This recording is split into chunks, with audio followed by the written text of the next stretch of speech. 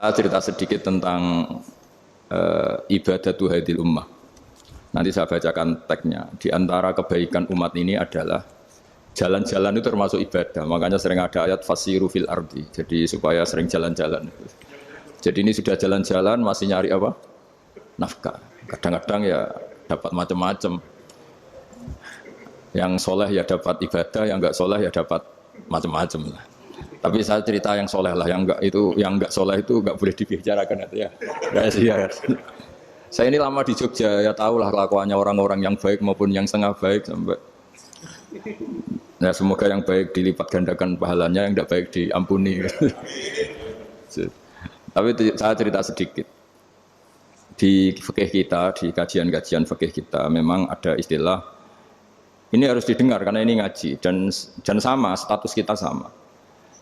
Al-wasiyah ila ta'ah ya ta'ah, terus al-wasilah ilal maksiyah ya maksiyah. Jadi kalau kita jadi perangkat taat ya ibadah, kalau jadi perangkat maksiat juga maksiat. Sehingga di ilmu medis maupun di jasa online atau ojek atau apa, misalnya pertanyaannya, kita pekerja paket profesional, boleh tidak ngantarkan paket narkoba? Ya jawabannya tentu tidak boleh, karena bukan masalah pekerjaannya, tapi yang diantar adalah sesuatu yang haram.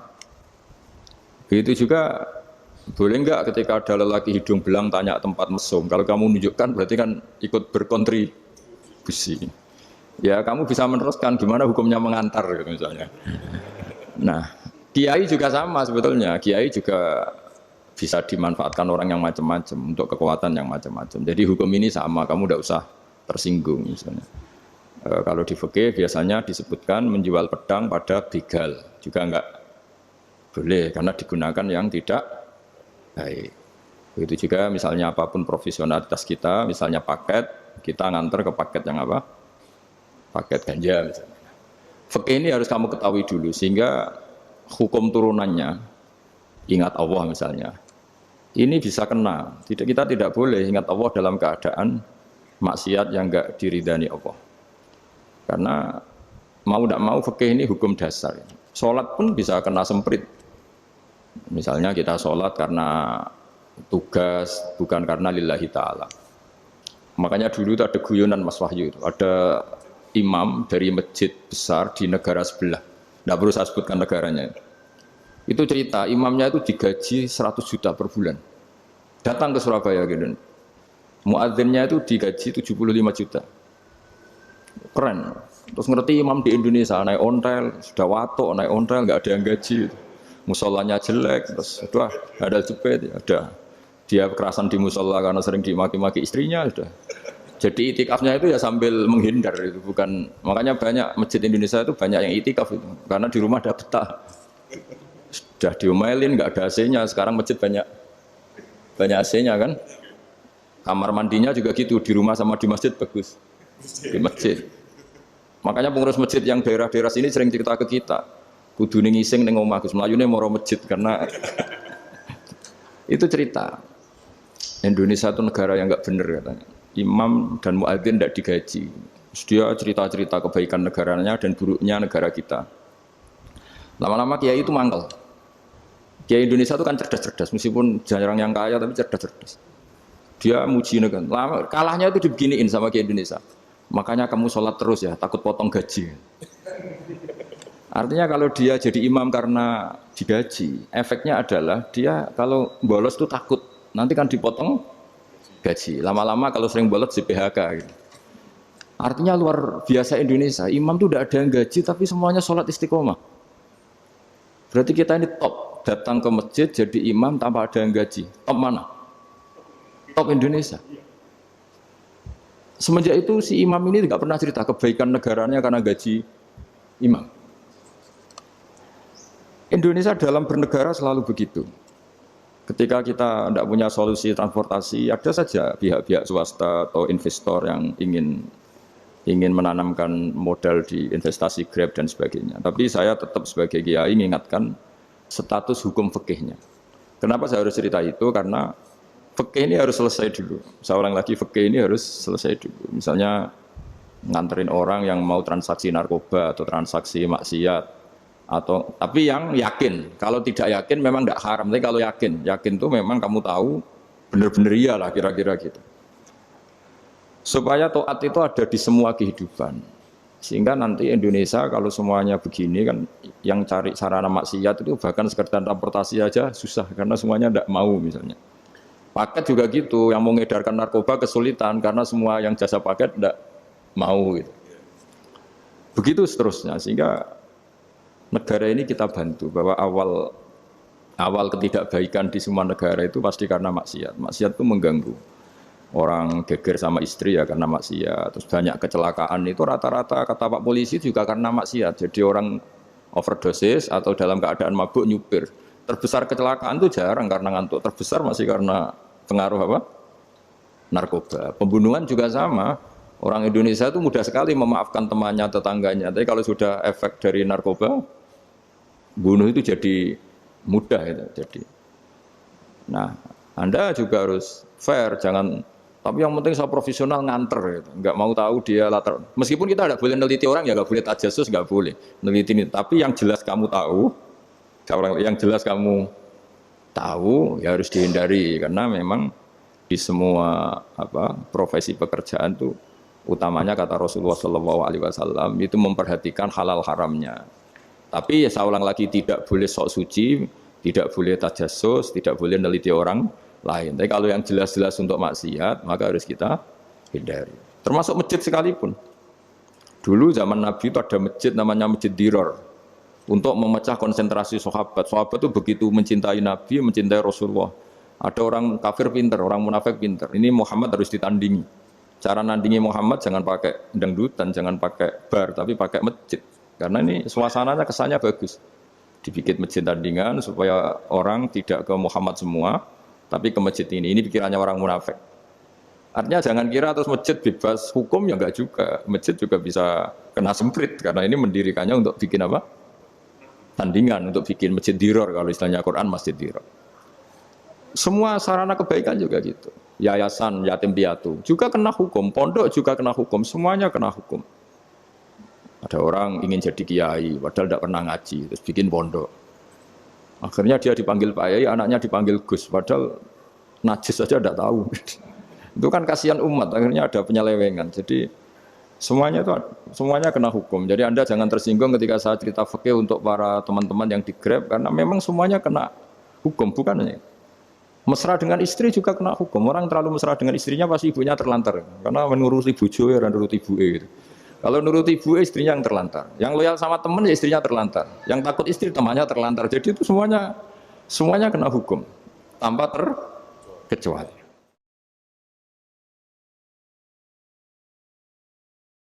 Nah, saya cerita sedikit tentang sholat karena orang-orang Grab ini banyak yang sholat, kemudian harus cepat-cepat. Dulu ketika sahabat punya imam yang lama sekali kalau sholat, sehingga si sahabat yang satu yang petani ini mufarokoh itu memisahkan diri, kemudian imamnya diselip. Itu boleh memang dalam fikih. Kamu niat mufarokoh dulu. Mufarokoh itu niat bahwa kamu memutus hubungan dengan imam, kemudian meneruskan sholat sendiri. Singkat cerita dua orang ini berdebat, Mu'ad sama Ar-Ra'i yang penggembala ini. Kamu munafik, sholat kok meninggalkan imam. Terus yang satu bilang kamu keterlaluan, sholatnya lama sekali. Singkat cerita dua orang ini lapor ke Rasulullah SAW. Uniknya Nabi itu benarkan yang petani tadi. Kamu Mu'ad jadi masalah. Agama ini tidak boleh jadi problem. Kalau kamu ngimami orang, jangan lama-lama. Di situ ada ibu-ibu yang ditunggui anaknya yang sedang menyusu. Banyak petani yang nunggu macam-macam. Kayak pegawai POM ya ditunggu shift temannya, pegawai Indomaret juga gitu. Apalagi Grab mungkin ditunggu penumpangnya macam-macam. Sehingga kebaikannya teman-teman yang kerja serabutan begini juga bergantung kebaikan imam tadi. Kalau sholat itu tidak boleh lama-lama. Apalagi wiridan, sholatnya aja nggak boleh lama-lama, apalagi wiridannya. Nah, kadang-kadang orang ngira kebaikan itu nggak ada sempritnya, ada juga. Sholat itu ya disemprit sama Nabi. Kalau terlalu lama juga disalahkan karena nanti agama ini menjadi apa? Problem, menjadi problematika. Nah, termasuk kebaikan kita ketika membolehkan ya atau mentoleransi atau mendukung pekerjaan mulai Grab dan lain-lain adalah agama ini rahmatan lil alamin. Dulu ada seorang sahabat tanya, ya Rasulullah, boleh enggak kita ngegeng di perapatan gitu? Kata Nabi ya jangan kalau bisa. Tapi kita harus natahaddasannya itu tempat kita jagungan di perapatan, di tempat-tempat umum lagi, di halte, di. Terus kata Nabi nggak apa-apa, tapi fa'atu thoriq haqqaha. Kamu harus memberikan hak jalan itu. Apa hak jalan itu? Satu, kamu amar ma'ruf, kalau bisa ya nahi mungkar. Kemudian bikin suasana orang lainnya menjadi aman. Nah ini yang catatan. Kalau hitung saja, yang ikut Grab itu berapa ribu? Nah, ini tuh energi besar kalau di atas 100 berapa? 100 ribu. Hitung ya teman-teman di Grab 100 ribu. 100 ribu ini kalau soleh semua atau setengah soleh lah, kalau soleh banget keberatan ya soleh setengah soleh. Itu ada ini sudah saya pikir ada kebaikan yang menyebar di seluruh Nusantara yang berjumlah 100 ribu. Ini luar biasa. Ada kecelakaan dia menolong pertama, ada pemerkosaan menolong pertama, mungkin ada pencurian, ada apa. Maka kata Nabi, kamu kalau harus di jalan itu kamu berkontribusi amar ma'ruf nahi mungkar. Saya sering ke Jogja karena saya mulai 98 di Jogja. Ya sering di terminal malam-malam.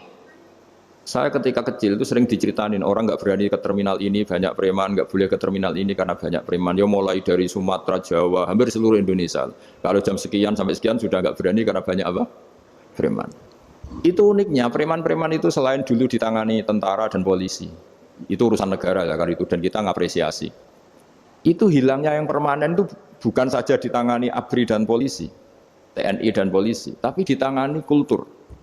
Banyak mulai orang soleh, santri dagangan di situ, ada ojek mangkal di situ, supir taksi mangkal di situ. Terus di sini orang-orang soleh yang menghalau ketika ada perempuan digoda atau perempuan dicopet atau apa.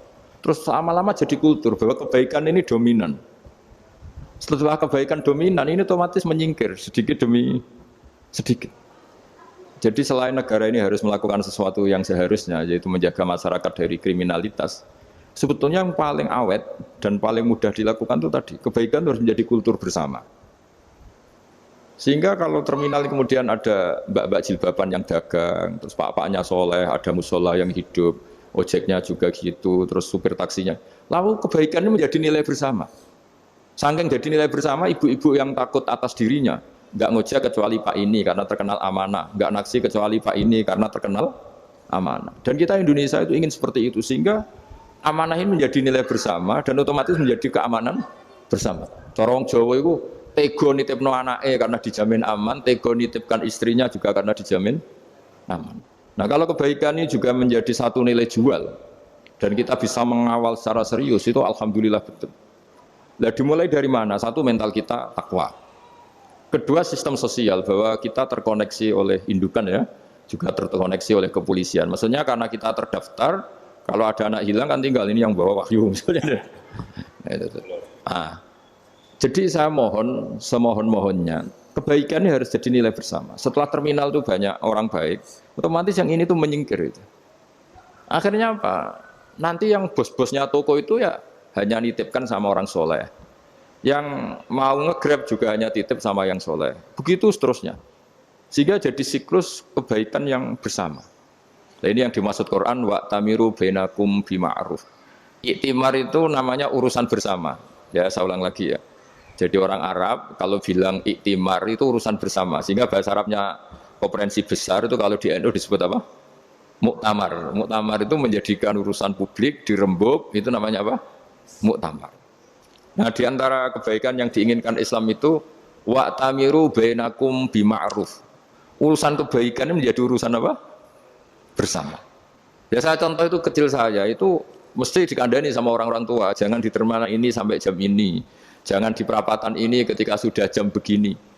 Tapi barokahnya orang soleh bertebaran di mana-mana itu. Yang tukang grab ya di mana-mana, yang penjaga toko ya banyak yang soleh, yang ngojek, yang macam. Sehingga di terminal itu nyari tempat sholat ya gampang, nyari tempat duduk ya gampang, nyari orang amanah ya gampang. Bahkan lama-lama yang nggak amanah ini nggak laku. Dan ini yang kita inginkan. Dan ketika nggak laku, akhirnya dia kalau ingin laku harus amanah. Atau ingin laku harus tobat. Nah agama ini urusan bersama. Sehingga Allah mengistilahkan wa'tamiru bainakum bima'ruf. Jadikan kebaikan ini urusan bersama. Sehingga karena ini urusan bersama, ketika kita jadi kiai juga harus, kalau misalnya tadi ada Gojek kok makmum, atau Grab kok makmum, atau supir bis kok makmum, kiainya harus cepat sholatnya. Jangan baca surat Baqarah, nanti domel-domelin penumpangnya. Begitu juga ibu-ibu menyempatkan jamaah, waktunya ada lama, di rumah sudah ditunggu anaknya yang masih menyusu. Makanya Nabi ngendikan idza amma ahadukum as-sholata falyukhaffif. Kalau kamu jadi imam, sholatnya harus relatif cepat. Fa inna fihim ad-dhaif badal hajat. Di antara makmum itu yang banyak punya urusan. Selain ada yang lemah, ada yang punya banyak urusan.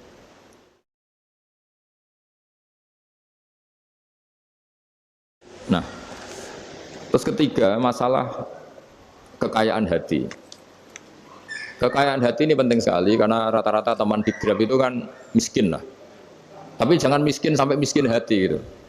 Bahwa kamu nyari nafkah itu sudah ibadah, berkelana di bumi Allah juga ibadah, menyaksikan macam-macamnya orang itu juga ibadah. Bahkan menambah khazanah ilmu. Di antara warisan ilmu yang kita dapatkan dari Rasulullah SAW, misalnya kamu jalan-jalan, punya kaki dua, punya tangan dua. Gara-gara jalan-jalan sering ngerti orang yang buntung. Alhamdulillah meskipun saya hanya Grab, masih punya kaki. Terus ketemu orang buta ya gitu. Alhamdulillah ladzi afani mimma btalaka bih. Alhamdulillah saya terselamatkan dari seperti itu. Sehingga melihat orang maksiat juga gitu.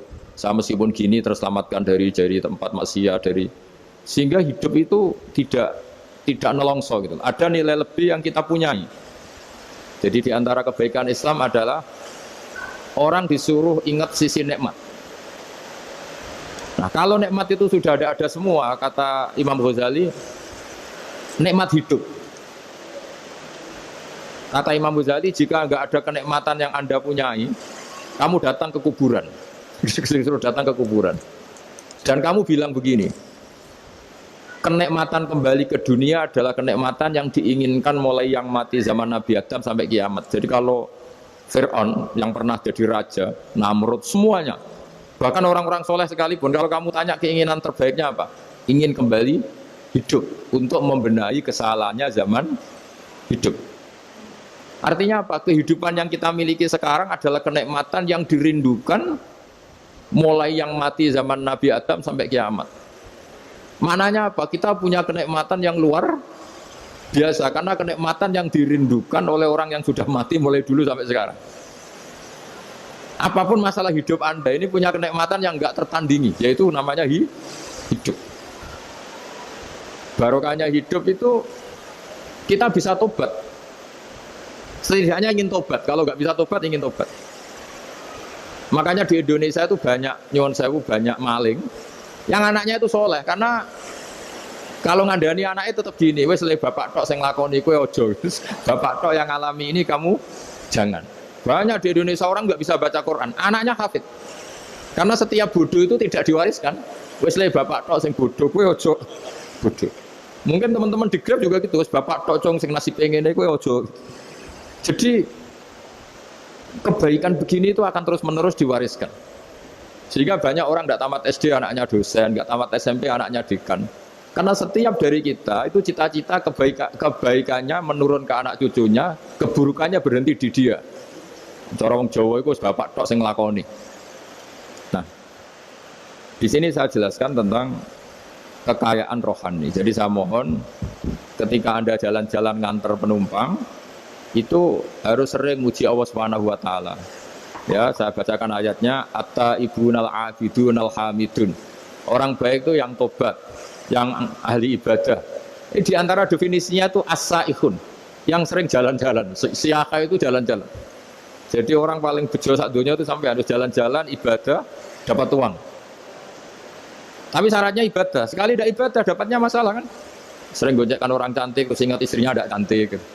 Sering gojekkan orang yang sopan, yang santun terus ingat, andekan ini istri saya di rumah rewel gitu. Jadi kalau kamu tidak taat itu adanya penyesalan.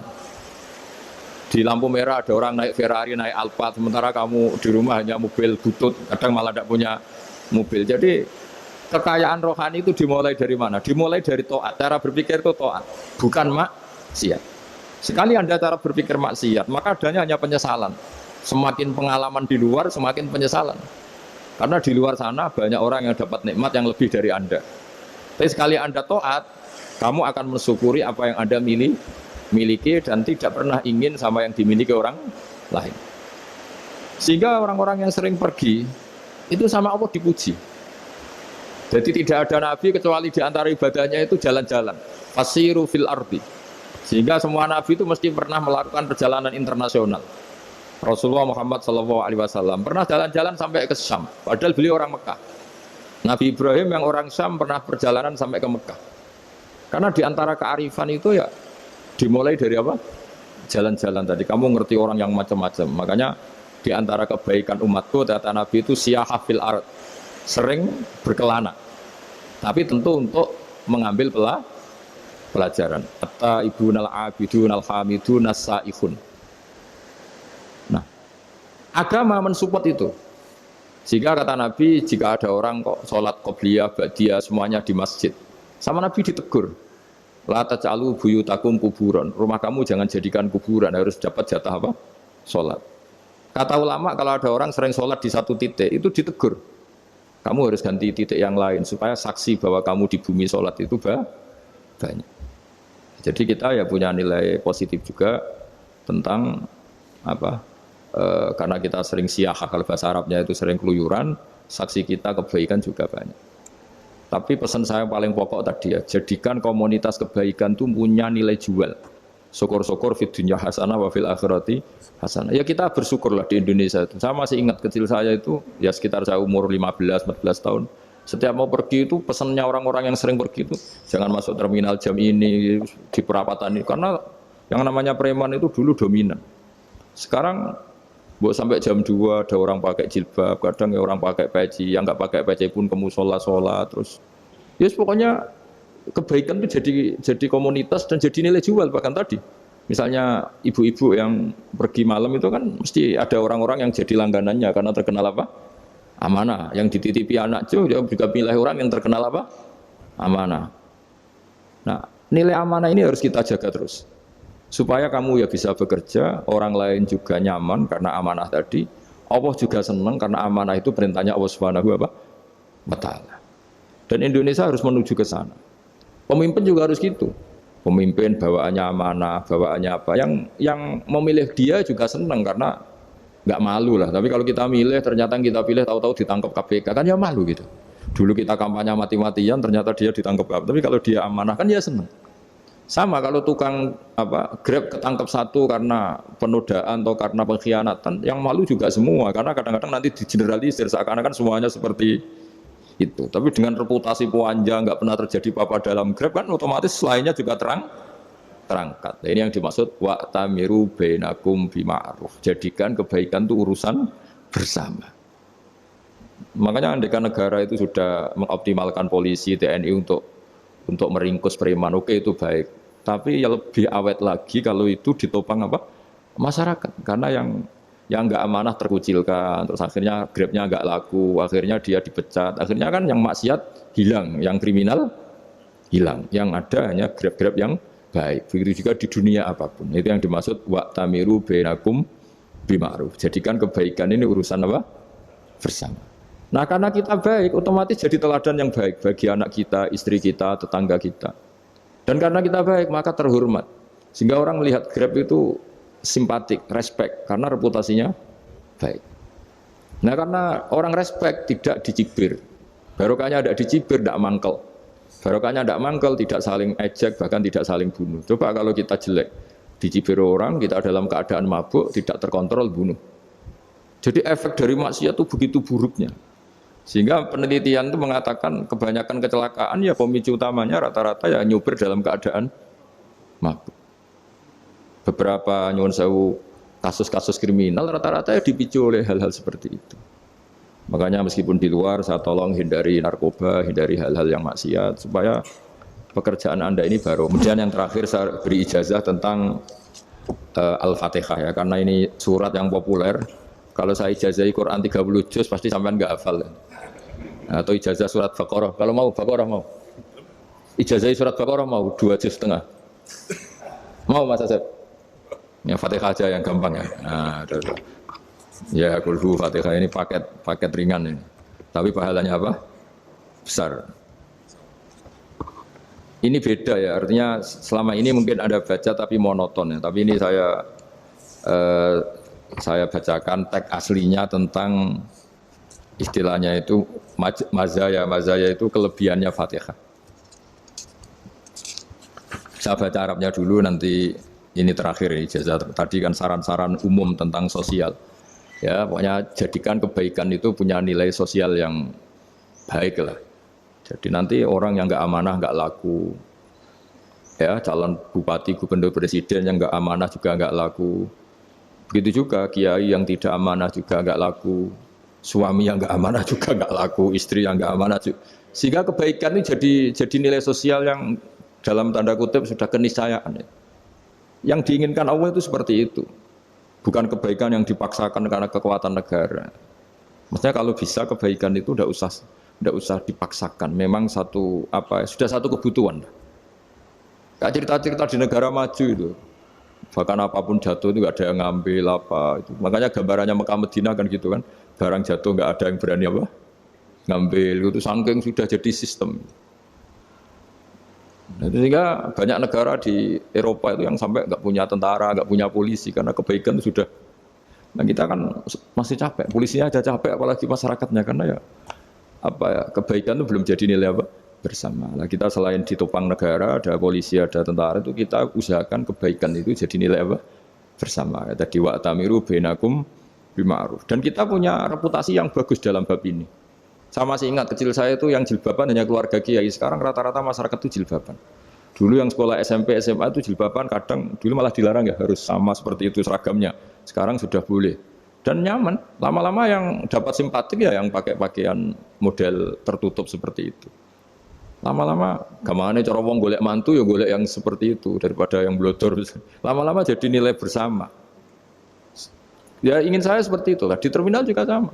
Orang mau makan cari warung yang kelihatan ada ayat kursinya, pakai jilbab atau paling enggak dia nggak mungkin lah nyuguhkan yang tiren atau yang haram. Kan ada garansi sosial, ada apa? Ada garansi apa? Sosial dengan penampilan yang soleh itu kan. Masa iya nyuguhkan oplosan babi gitu misalnya itu. Jadi nilai sosial itu harus harus benar-benar jadi nilai. Sehingga negara biar gak capek-capek itu. Polisi juga gak capek kan karena tugasnya corong Jawa mau ngawat-ngawati tok tapi sudah tidak perlu tegang karena kebaikan sudah jadi nilai bersama. Ingat-ingat ya ayatnya tadi wa'tamiru bainakum bima'ruf. Jadi kebaikan harus jadi nilai bersama. Iktimar itu menjadi urusan bersama. Makanya kalau kita rapat besar disebut apa? Muktamar. Muktamar itu urusan bersama. Ya tadi imamnya sholat juga menopang Gojek karena enggak lama-lama nopang Grab, nopang Kernet, nopang penjaga Indomaret, penjaga bensin, pom bensin. Lah dia hanya punya waktu 5 menit terus imamnya baca Baqarah kan.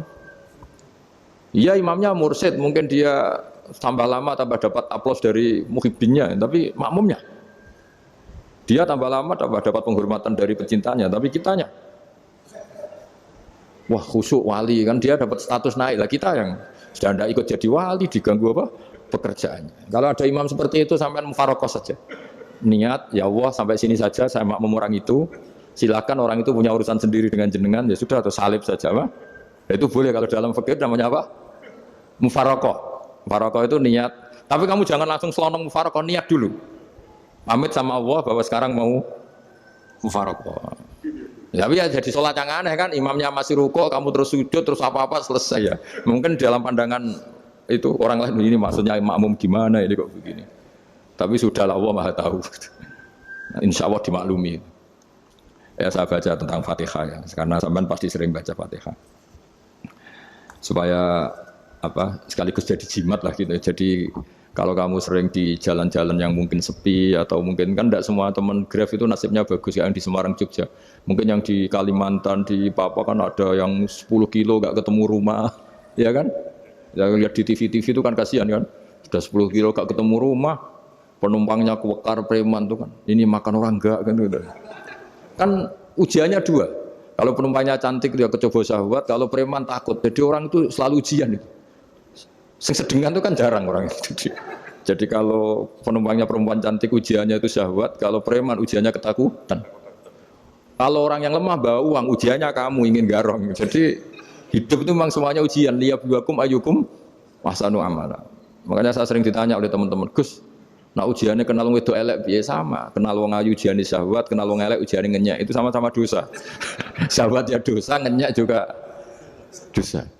Wah elek keriting untune metu ya dosa ngomong gitu. Kadang-kadang orang berpikir enak kancanan wong elek enggak dosa. Kata siapa kancanan wong elek itu ya dosa karena bawaannya ngenyek. Ngenyek itu menyepelekan itu. Makanya saya itu ya enggak mau berteman sampean. Nanti kan bawaannya ngenyek atau seneng ya enggak tahu saya. Ya sudah ada takdir saja kalau ketemu ya tak ulang ngaji gitu. Tapi ini ngaji terakhir, setelah ini ngaji biasa aja, enggak usah resmi gini. Ngaji kok resmi aneh. Pokoknya nanti suatu saat kalau pandemi sudah berlalu saya akan ngaji Rebone, lalu ini ngaji. Ini ngaji yang kurang bagus karena ngatur kiai kurang berkah ini. Nanti tapi ya lumayan lah masih mau ngaji. Ngaji kok tanggal ini jam ini. Sekarang suatu saat kamu tak panggil, Mas Wahyu datang ke sini jam ini, tidak mesti bisa. Mungkin pas ada acara apa, maaf ke sini pas ngecek pas apa. Jadi ya sudah tapi tak maafkan enggak apa-apa. Takdir apa? Tak bacakan supaya sampean tahu keramatnya bismillah. Nah sebelum saya bacakan bismillah Fatihah tak beritahu tentang ilmu tafsirnya karena ini penting sekali. Fatihah itu dawuhnya Allah, tentu itu dawuhnya Allah. Saya ulang lagi itu kalamullah. Tapi yang sudah diberikan kesampaian ke kita semua. Sehingga seakan-akan itu menjadi dawuhnya kita ke Allah. Jangan salah loh ya. Fatihah itu dawuh Allah tapi sudah diberikan ke kita. Sehingga posisi kita itu yang punya itu. Nah kenapa ini perlu dijelaskan? Karena nanti ada kalimat iyyaka na'budu wa iyyaka nasta'in. Kalau itu masih kalam Allah, berarti Allah ngomong ke kamu, ngendikan ke kamu, kepadamu aku menyembah. Masa Allah menyembah kamu? Nah sehingga ilmu tafsir itu menyelesaikan itu dulu ya. Saya ulang lagi ya, sebelum sampean sering baca Fatihah, aku yakin ya sering baca. Tapi barokahnya tidak paham itu tidak pernah janggal. Enggak paham itu ya penting supaya tidak iskal, tidak janggal. Sebetulnya di kalimat itu ada yang janggal. Kalau Fatihah itu kalimatnya Allah atau kalam Allah, bagaimana dengan kata-kata iyyaka na'budu? Masa Allah ngendikan ke kita, kepadamu kami menyembah. Masa Allah menyembah kita? Maka penyelesaiannya secara ilmu tafsir gimana? Semua ulama mengatakan, bukan satu dua, semuanya mengatakan di Fatihah itu semuanya diberi kawalan kalimat. Saya ulang lagi ya, di Fatihah itu semuanya diberi awalan kalimat qulu, katakan wahai hambaku begini. Ya, katakan wahai hambaku begini. Nah, begini ini pelajaran dari Allah yang sudah diberikan ke kita. Terus kita mengatakan bismillahirrahmanirrahim, alhamdulillahirabbil, termasuk kita mengatakan iyyaka na'budu wa iyyaka nasta'in. Jangan bayangkan Allah ngendikan ke kita. Kalau Allah ngendikan kita berarti gini, "Hei Wahyu, ihdinas siratal mustaqim, tunjukkan saya jalan yang benar." Nah nanti kamu terus, ya Allah, Anda aja minta tolong saya minta tolong siapa kan? Jadi panjang kan? Ya, saya ulang lagi ya. Jadi itu di Ulumul Quran diterangkan gimana? Sebelum baca Fatihah, ya. Fatihah itu kalamullah, ngendikannya Allah, tapi yang sudah diajarkan ke kita dan sudah milik kita. Sehingga kalimat itu menjadi milik kita. Tapi ya kalamullah, tetap kalamullah, tapi sudah menjadi milik kita. Sudah paham ya? Ya pinter nah. Ya, karena kalau tanpa penjelasan seperti ini Anda akan iskal. Bagaimana Allah iskal itu janggal, bagaimana Allah mengatakan iya karena butuh. Kan jadi aneh ya? Ya, jadi tak jelaskan secara ilmiah ya. Jadi kata ulama-ulama tafsir, ayat-ayat Quran seperti ini sebetulnya dimulai dari qulu apa? Meskipun enggak dilafatkan. Itu kan sama dengan qul huwallahu ahad Muhammad. Katakan kalau Tuhan itu satu. Ya namanya Quran itu kan kalam Allah membina nabinya, membina umatnya. Makanya dikatakan atau enggak, di sini tersembunyi kata qulu, katakan. Ya. Jadi ya ibarat apa itu? Kamu ngajari anak kamu lah. Le, panggil jenengan bapak kula. Itu maksudnya kalimat itu kalimat kamu, tapi kamu ajarkan ke anak kamu. Terus anak kamu bilang, "Pak, jenengan bapak kulo." Nah, ketika kamu mengatakan jenengan, bukan kamu mengatakan jenengan anakku, berarti anakmu itu bapakmu kan lucu kan? Anak kamu ajari jenengan bapak kulo, engkau bapak saya. Terus anak kamu mengulang jenengan atau kamu bapak saya. Berarti itu kalimat yang kamu ajarkan, tapi sekarang sudah milik anak kamu. Kalau itu kalimat kamu kan lucu, masa anak kamu bilang bapak? Lah itu seperti itu. Jadi ulama memberi solusi atau jawaban iya karena abudu. Ya itu sebelumnya ada kata-kata kulu, katakan wahai hambaku, hubungan kamu dengan saya adalah katakan iya karena abudu wa iya karena nasta'in. Terus hubungan kamu dengan saya katakan juga dalam doamu ihdinas siratal mustaqim. Jelas ya, jadi itu kalam Allah yang sudah milik kita karena diajarkan Allah untuk kita. Dong ya. Ya ada dong ya tidak jelas ya. Tapi bagus enggak jelas itu bagus. Kalau kamu jelas ya jadi dikrem, jadi gubernur. Min azimi fadliha kasratu asma'iha wa fadail ukhra. Ini cerita dramatisnya surat Al-Fatihah. Qala Abu Hurairah radhiyallahu anhu inna iblisa ranna khina unzilat Al-Fatihah. Jadi iblis itu begitu kesakitan. Ini kitab Abu Abul Farad karangannya Syekh Muhammad Alawi, juga kutipan dari beberapa kitab. Yang jelas beliau sendiri juga ngutip dari beberapa riwayat di beberapa hadis. Halaman 1, 2, 3. Ketika Fatihah turun itu iblis kesakitan. Kayak orang sakit gigi lah, tersiksa sisanya karena turunnya surat apa? Al-Fatihah. Artinya kalau Anda baca Fatihah dijiwai, maka Anda melemahkan setan, melemahkan iblis. Wa qala Mujahid, khina unzilat Fatihatul kitab ronna fastama indahu asyayatin. Jadi ketika Fatihah itu turun, iblis itu terkapar lah kira-kira. Sampai dijenguk banyak setan. Jadi kemana di ICU lah kira-kira gitu kalau sekarang itu. Entah COVID entah enggak tahu. Pokoknya di ICU sampai dijenguk banyak setan. Enggak tahu bawa apa enggak tahu. Pokoknya dijenguk banyak setan. Mana nyangoni karena ini apa? Ketuanya apa? Pingsan, sakit. Jadi iblis itu sakit sampai dijenguk anak buahnya setan-setan. Ya semoga kalian semua tidak kenal setan. Kalau kenal berarti teman apa? Wa qalu misla dzalik. Wa qala lahum laisa mimma taquluna syai'un walakin unzilat suratun laisa ajruqa ilya ila an harramahu alaihi nar jahannam. Saya ini bukan sakit fisik kata iblis. Kamu tidak usah jenguk saya, datangkan dokter terbaik, tidak usah. Saya ini tidak sakit fisik. Saya ini sakit karena ada surat yang diturunkan, yang pahala yang melafatkan surat itu pasti selamat dari neraka. Padahal misi terbesar saya ini supaya manusia masuk neraka. Sekarang punya tamengnya. Mulai pusing kan? Ya seperti orang lah, goda sampean ternyata sampean setia itu kan pusing. Nah ternyata ada setia itu yang akhirnya ribet kan itu. Jadi iblis itu cita-cita terbesarnya kan semua orang itu masuk neraka. Nah sekarang turun satu surat yang gara-gara surat itu siapapun yang baca dijamin selamat dari neraka. Jadi walakin unzilat suratun laisa ajru qailiha illa an harramahu alaihi nar jahannam. Karena jadi dia sok lah gitu. Kalau orang di Jawa itu bilang sok. Aduh sial nasib saya ini umat nggak bisa saya goda lagi karena punya tamengnya tadi punya. Qad batala kaidukum wa makrukum. Rekayasa kalian sekarang itu tidak ada gunanya semua. Ini alhamdulillah di Indonesia kelihatan kan banyak yang miskin, banyak yang susah. Tapi selagi mereka masih sholat, itu keinginan mencari halal itu masih tinggi. Kayak apa kita di tengah kota, jauh dari anak istri, jauh dari tetangga. Biasanya kalau orang jauh dari anak istri, tetangga kan sakar PDW. Tapi yang soleh masih banyak, sudah jauh dari keluarga tetap lurus. Loh, kalau yang dekat lurus kan wajar, konangan wong akeh kan. Ini sudah jauh masih lurus. Nah ini nggak lepas dari barokahnya surat apa? Surat Fatihah tadi. Jadi karena ada surat yang menjamin pelafalnya atau qailiha terbebas dari api neraka. Wa qalat as-sayatinu lahu is ayyusai'in ta'muruna ya maulana.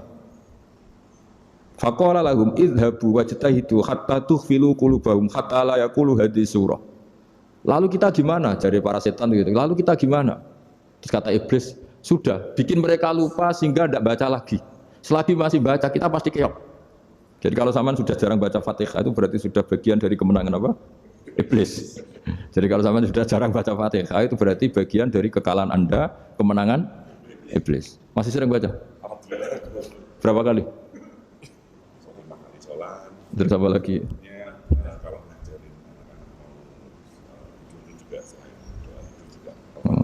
Kok 5 kali tok itu? Berarti pas sholat fardu tok itu. Enggak 5 kali itu mendingan itu 17. Kamu itu ngitungnya jangan 5 ini. 5 waktu itu berarti lumayan kan? Berapa? 17 ya? Iya. 17 ya? Ya.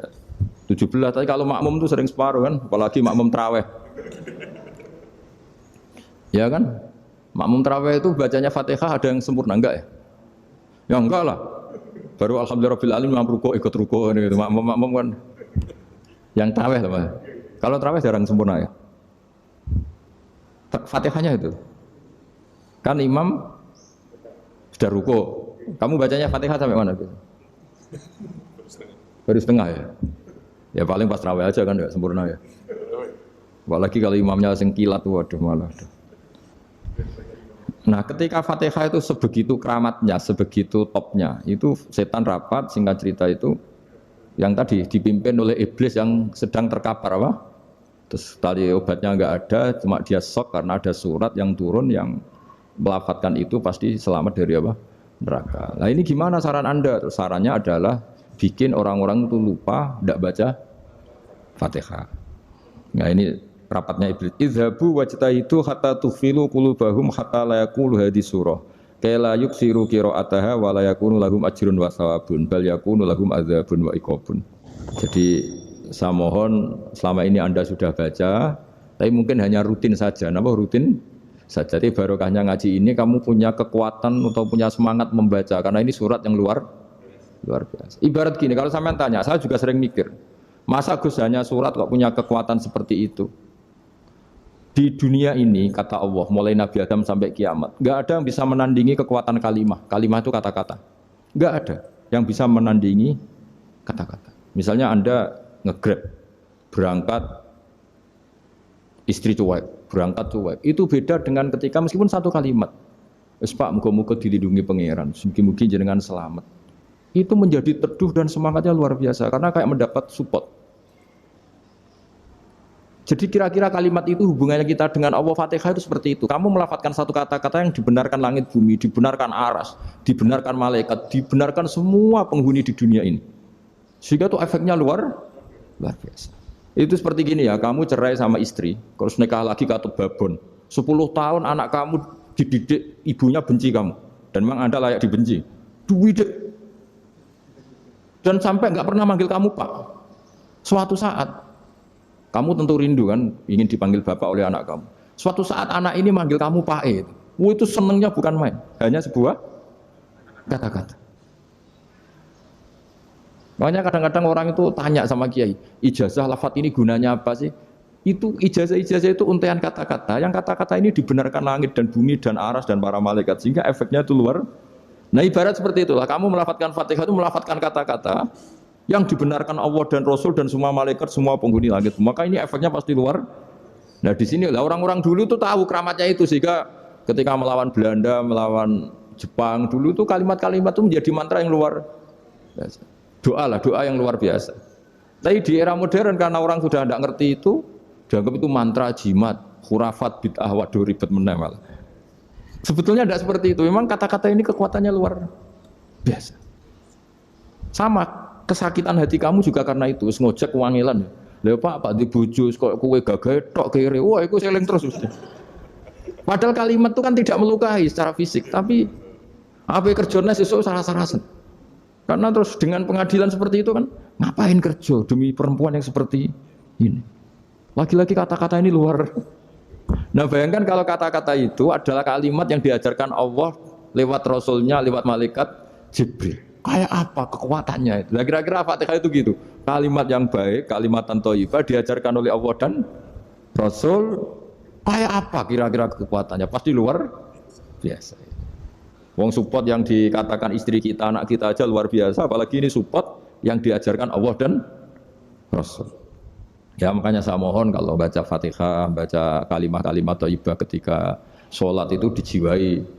Ya misalnya Rabbana lakal hamdu mil'us samawati wa mil'ul ardi wa mil'u ma syi'ta min syai'im. Engkau zat yang layak dipuji dan pujian ini memenuhi langit dan bumi. Karena kita tahu nggak ada sejengkal di alam raya ini kecuali di situ ada rahmat Allah. Misalnya kamu bisa lewat sampai rumah saya, kamu mungkin anggap biasa saja. Coba kalau ngalami likuifaksi, tahu-tahu bumi ini ambles. Bisa melewati yang likuifaksi itu luar. Tanyakan orang pernah ngalami likuifaksi di Sulawesi, itu melihat bumi bisa diinjak gak ambles itu, wah luar. Sama nggak ngalami itu sehingga lewat bumi ya biasa aja. Coba kalau ngalami seperti tidur, ya biasa aja. Coba kalau ada gempa, bahwa bumi tenang ini sudah nikmat yang luar biasa. Masa kamu ngakui nikmat nunggu digituin? Ya kan? Nah, makanya baca Fatihah dijiwai lah, bahwa ini kalimat yang luar biasa. Saya teruskan. Warwa Muslimun fi sahihihi an Ibnu Abbas radhiyallahu anhuma annahu qala baina Jibril alaihi salam qaidun dan Nabi sami anaqidan min fawqi farafa'a ra'sahu faqala hadza babun minas sama futihal yawma lam yuftah qaddu ilal yaum fanazala minhu malakun faqala hadza malakun nazala ilal ardi wa lam yanzil qaddu ilal yauma fasallim wa qala abshir bi nuraini qad uti tahuma lam yu'tahuma nabiyyun qablak fatihatul kitab wa khawatimu suratil baqarah. Jadi suatu saat Jibril ini jagungan kira-kira gitu sama Rasulullah. Tahu-tahu langit itu gemuruh. Langit gemuruh kata Jibril terus semuanya ngangkat kepala ke langit. Ini pintu langit baru ini dibuka. Yang sebelumnya tidak pernah dibuka seperti ini. Turunlah malaikat. Yang malaikat ini pun malaikat spesial yang enggak malaikat murahan kira-kira gitu. Yang enggak pernah turun ke bumi kecuali juga saat itu. Dengan penyambutan yang luar biasa dengan semuanya tidak pernah terjadi. Hanya karena bahwa surat Fatihah. Jadi ini surat yang luar biasa, pengawalannya lewat malaikat yang spesial, nggak pernah turun di bumi kecuali saat itu. Penyambutannya juga nggak pernah seperti itu, baru seperti itu. Jadi semuanya itu spesial. Nah, kenapa ini spesial? Karena di situ ada isi puja-puji kepada Allah Subhanahu wa Ta'ala. Ada ikrar kita, Alhamdulillah Rabbil Alamin, Ar-Rahmanir Rahim. Ikrar ini penting. Kalau contoh paling gampang gitulah. Kamu punya istri selama ini cerewet terus. Suatu saat ngomong, Pak, tak angen-angen rawono wong lanang koyo sampeyan. Wah, itu langsung tidak ada lelaki sebaik engkau. Itu sama senengnya, masya Allah. Karena ada ikrar dari seorang istri ke kamu. Nah, bayangkan kalau ikrar kita sebagai hamba diakui oleh Allah Subhanahu, maka ikrar ini akan dicatat sebagai kebaikan kita yang kita panen nanti di akhirat. Karena ada ikrar. Kita ikrar bahwa Alhamdulillah Rabbil Alamin. Kita ikrar Ar-Rahmanir Rahim, kita ikrar Maliki Yaumiddin, kita ikrar iyyaka na'budu wa iyyaka nasta'in. Ya, sampean misalnya jadi orang Indonesia, ketemu orang Indonesia yang makmur di Jerman, terus lupa Indonesia. Kamu orang Indonesia? Enggak, saya orang Indonesia. Mangkel gak kira-kira?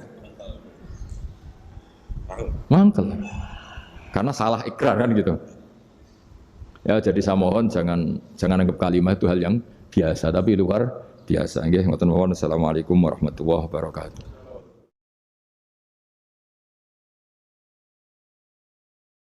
Saya berkali-kali kampanye di mana-mana lah, kampanye dan menganjurkan. Di antara catatan dalam Suhufi Ibrahim wa Musa kan ada kan di Quran itu yang dinamakan lampiran-lampiran wasiatnya Nabi Ibrahim dan Nabi apa? Musa. Itu di antara catatannya begini.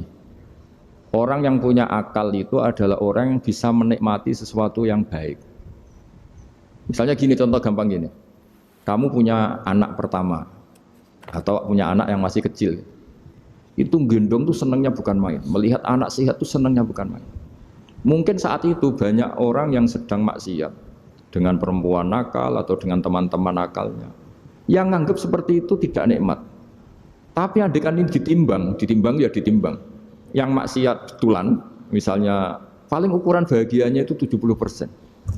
Tapi yang ini, yang nimang anak baru lahir atau masih kecil, corong Jawa ngeloni anak, bisa saja bahagianya itu sampai 100%. Artinya selama ini kesalahan kita adalah nganggap maksiat itu pasti menyenangkan dan taat itu tidak menyenangkan. Makanya saya berkali-kali fatwa, untuk melawan kenikmatan maksiat, orang harus terbiasa menikmati taat, menikmati kebaikan. Jangan kira kita nimang istri nikmat, nimang anak nikmat, ketemu teman yang lama tidak ketemu juga nikmat. Artinya kita akan melewati berjam-jam untuk jagungan sama teman, sama anak, sama istri. Dan itu harus kamu nikmati. Supaya mengganti tidak berkebutuhan nikmat yang lewat jalur maksiat. Jadi saya mohon sarana-sarana yang menyenangkan itu, yang taat itu kita maksimalkan. Makanya bapak saya itu sering pesan, kena ngaji sing guyon, sing seneng. Nganti wong maksiat itu karena cari kesenangan. Coba kalau kesenangan itu sudah didapatkan saat taat, maka tidak butuh lagi kesenangan yang berbentuk maksiat. Makanya orang-orang wali dulu kalau sudah sholat itu nggak bisa berhenti karena merasa nikmat. Makanya Nabi pernah ngendikan wa qurratu aini fi sholat, nyaman saya itu kalau sedang sholat. Itu tadi. Bayangkan kalau besok itu pasti mati. Makanya latihannya harus gitu. Bayangkan besok itu pasti mati. Berarti itu hari terakhir kamu. Ya, hari dengan merasa hari terakhir itu kalau kamu maksiat kan malu, waduh saya mati pas. Makanya sholli sholata muwaddiin, kamu sholat seakan-akan itu sholat terakhir. Dan bayangkan akhirat itu wa'mal li akhiratika ka'annaka tamutu, dan bayangkan akhirat itu besok kamu mati. Sehingga ketemu istri ya seneng karena ini pertemuan terakhir, ketemu anak ya seneng ini pertemuan terakhir. Sholat juga tenanan karena ini sholat terakhir. Sehingga kalau mau maksiat tuh takut, jangan-jangan ini kehidupan saya terakhir kok tak pakai seperti ini. Nah, jadi di antara resepnya itu apa tadi? Nganggep ya ibadah itu menyenangkan, nah, gitu. Terus pinter.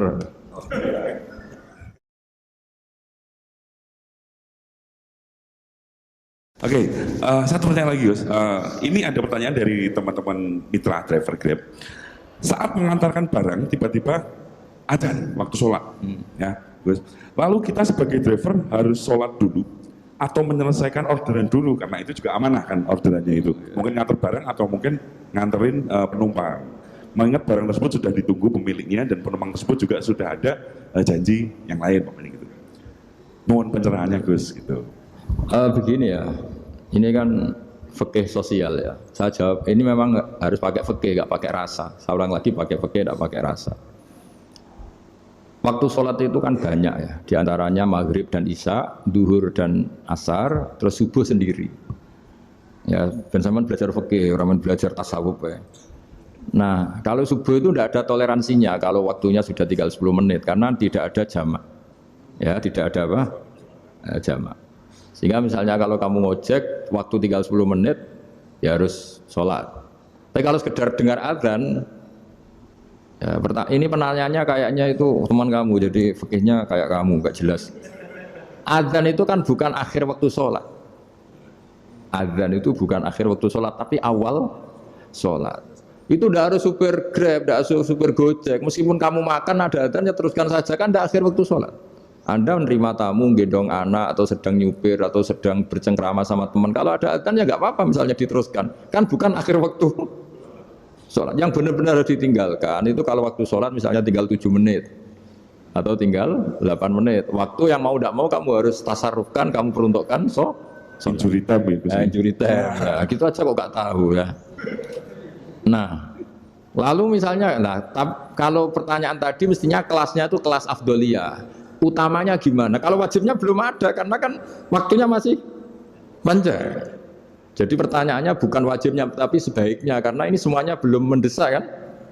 Andai kan kamu teruskan nganter barang kan tidak ada jaminan waktunya habis. Padahal kalau kamu memaksa sholat mungkin citra kamu sebagai supir Grab tidak baik karena dianggap mengabaikan konsumen. Nah, terus kedua menyangkut jarak. Oke, seperti itu. Nah, sekarang kalau pertanyaannya dibalik. Makanya yang dibalik ini agak ribet. Waktu sholat tinggal 8 menit. Ada konsumen yang minta diantarkan saat itu.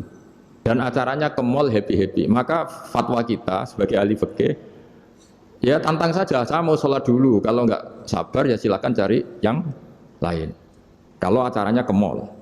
Tapi kalau acaranya kelahiran atau transfusi darah atau mau nganterin darah ke pasien yang sudah koma, maka kita langsung, karena ibadah sosial itu didahulukan mengalahkan ibadah yang haknya Allah. Karena Allah itu zat yang tidak butuh ibadah kalian. Tapi kalau pasien ini kalau nggak nang kesampaian darahnya mati misalnya.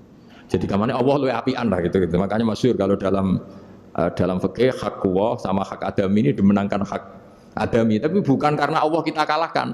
Allah tidak butuh itu semua. Jadi dikalahkan tapi bukan karena kalah, justru karena tidak butuh. Ya ibarat gini lah, Allah itu saking baiknya. Baiknya Allah kan pasti di atas orang tua kita, itu pasti Allah lagi.